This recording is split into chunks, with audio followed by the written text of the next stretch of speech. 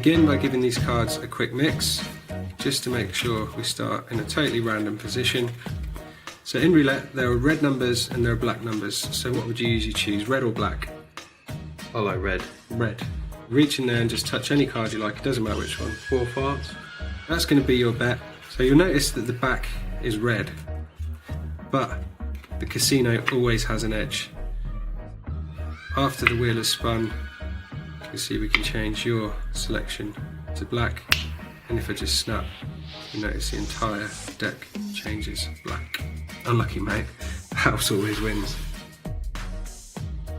We're going to use this deck of cards to play a game of roulette.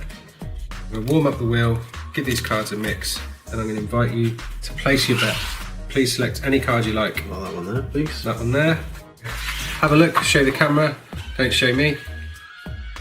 I'm going to place your bet somewhere in the middle of the deck. The card gets lost, and I'm going to give these a quick mix just to make sure I don't know where the card is. We'll leave it to chance. So the bets are placed, we're going to get the wheel spinning. Have a look inside there. You should see the wheel actually spins.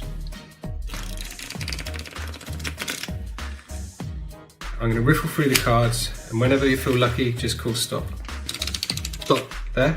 I break the deck. You'll see the ball has stopped on the number 15. Now there is no 15 in cards, telling us the location of your card. Deal 14 cards down and then deal the 15th card. Okay. 1, 2, 3, 4, 5, 6, 7, 8, 9, 10, 11, 12, 13, 14, 15. What was your bet? 10 of spades. 10 of spades. Let's see how lucky you were. Oh yes. There you go. Congratulations. Thank you. You always win in this casino. Right, we're going to try an experiment to see how lucky you are. Give those a good shuffle. And you can cut the deck anywhere you like. Just keep half. I'll keep half. So in a second, I want you to recut the deck. Have a look at one card. Burn that card in your mind. Don't forget the card. And then you can then lose it in your half. So go ahead and do that. I've just chose a card.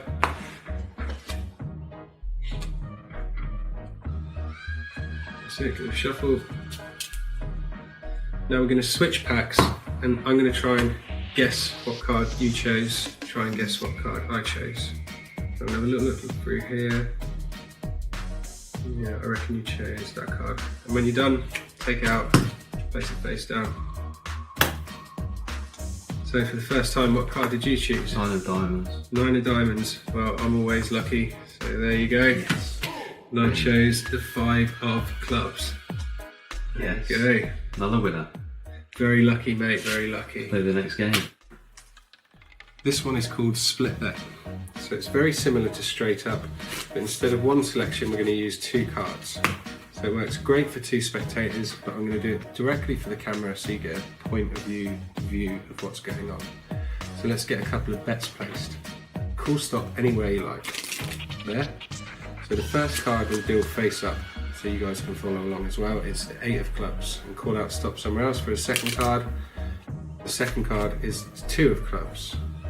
So they've come from different parts of the deck, and ordinarily I wouldn't see these. I'd show the spectators and I'd say, is there any similarities between your cards? And they'll say yes, they're both black and they are both the same suit. I'll say in that case we can do a combination bet. I'll take the 8 first and I'll lose it somewhere towards the bottom of the deck, and the 2 will go a little bit higher, so they get lost in separate parts of the deck. Give these a quick mix, we'll warm the wheel up. Bet's been placed, the wheel is now spinning. In a second, I'm going to riffle through the cards, and whoever's feeling lucky, just call out stop. We'll see where the ball lands. Say stop somewhere there. So if I break the deck, you'll notice the ball has landed on the number 15. This is telling us where your combination bet is. If I count down 15 cards, there's 1, 2, 3, 4, 5, 6, 7, 8, 9, 10, 11, 12, 13, 14, the 15th card. All your cards, you had the 8 and you had the 2. Well, 8 plus 2 should make the 10 of clubs. Congratulations. So that's a great combination bet. That's a big payout. and this is a crooked casino. I'm not about to pay out double. I'm going to take this 10 back in time. I'm going to split it into your initial bets. Unlucky guys, house always wins. I'm gonna show you a dirty scam. They do that in casinos. I'm gonna represent this with this deck of cards. So I'm gonna run through it and we're gonna select a number that you're gonna bet on, okay?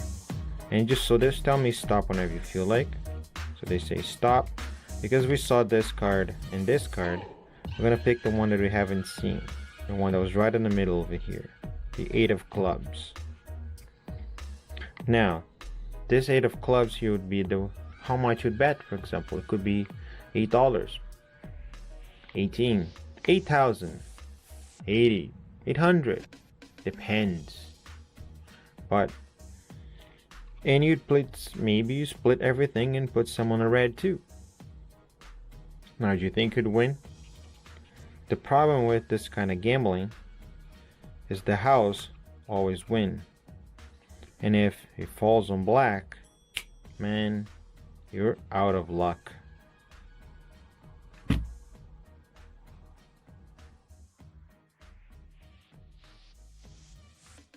Alright, let's do a card cheating demonstration. First off, give those a really good shuffle and I'll explain what a mechanic is. In the card world, a mechanic is someone that fixes games. They use advanced sleight of hand technique to gain an unfair advantage over their opponents. I'll demonstrate using one hand of Texas Hold'em. You're going to be my partner, so you're going to get the winning hand. Okay, sounds good to me. How many players should we have at the table? Yeah, should we start with, say, 4? 4. So position 1, you'll play position 2, position 3, position 4. Let's just imagine this guy has just finished dealing the previous hand. The cards have come to me to shuffle up and deal. So generally at the card table, you'll see players shuffle anywhere between 4 to 7 times. And that's before the cards are cut and the hand is dealt out. So let's see how we get on. So there's the first card, there's the second card. Let's see how your starting hand is. Ace Queen suited, that's not bad. Yes, I'll have a bit of that. Let's see what the flop brings. So we got a 10, we got a king, we got a queen. Well, a little bit. It's not bad. Burn 1 card, return. So you've hit 2 pair, you just 1 off a straight. Yeah. What do we need for a straight? Just need a jack. Let's have a look. Oh, there you go, what do you know? That's a royal straight flush. There ain't no beating that. Alright, so I'm going to show you something really fun. Now, on a game of roulette, there's a lot of numbers here. Okay, there's a lot of numbers that you can choose. Of course, there's no bets on this one yet, but let's see if we can change this.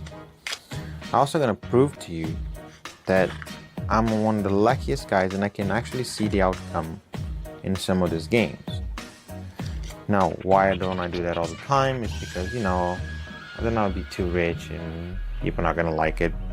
Anyways, we're going to try something fun. I'm going to take a prediction first, okay? So I don't want you to see what card I'm going to take. But yes, I'm going to take this card. And yeah, and I'm going to put it in my pocket. Now, which pile do you want to use? This one or this one? This one? Perfect. So this one, we're going to keep it face up. There's no way that I can cheat. And we're going to use this one to pick a number for you. So I'm going to start dealing the cards and you tell me whenever you want to stop.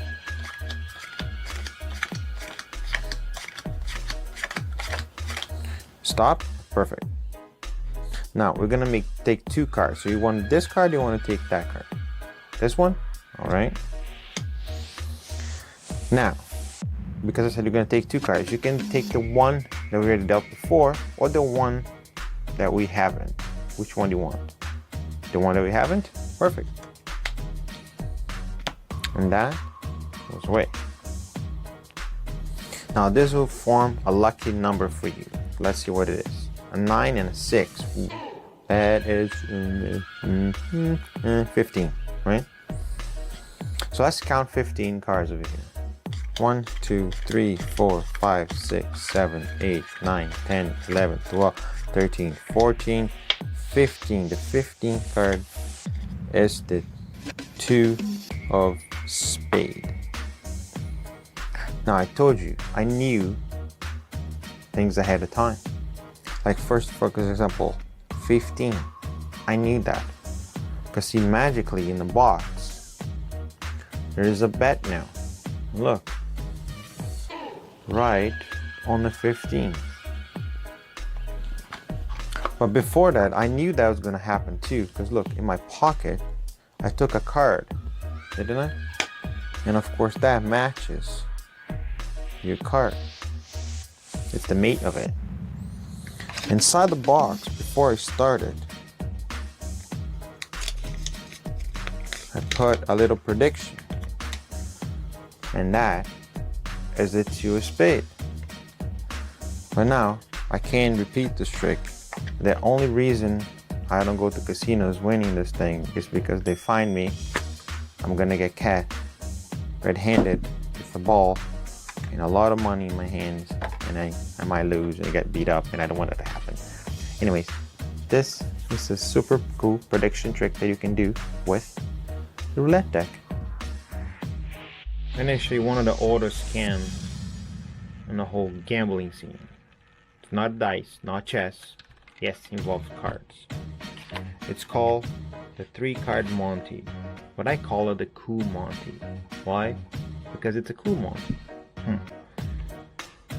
I'm gonna use a few cards.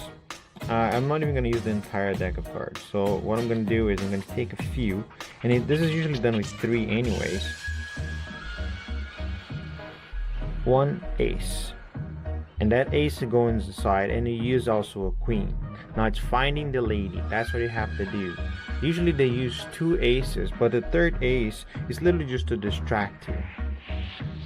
Also the queen, it's always known to the guy that's doing the dealing, because the queen is also marked. Okay, so if without being a trained eye, it's impossible for you to find, but a professional dealer would always know where that queen is. Can you point the marked card? Here? Of course. It's super easy when I point it out. But see, the house always wins. Which means that not the queen, but all the other cards were marked. And again, my friend, you've been deceived. In France, there was 3 friends that made a lot of money in a roulette game. I don't know if you know, but there's lots of ways to get money in a roulette game. You can bet in 4 numbers at once. You can bet just red and black. So if it falls on a red number or black number, you can win. But the biggest payout is when you win on a single number. Now there's no bets in here yet, as you can see. You're gonna play the part of the person doing all the bet. Okay.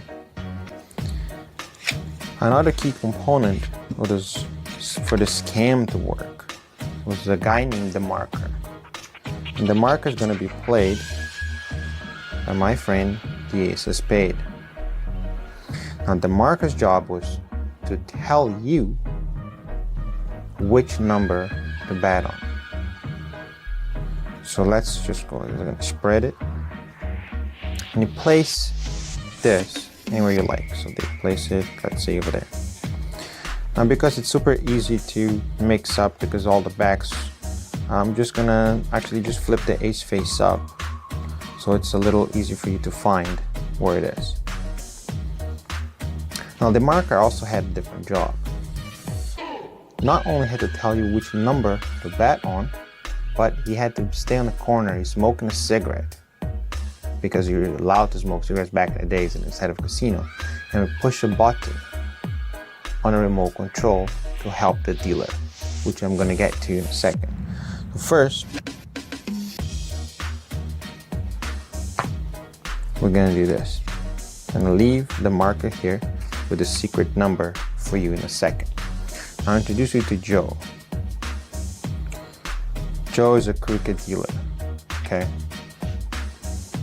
Now his job was to switch the ball from the casino, ball that he's holding right now, to a different ball that they made.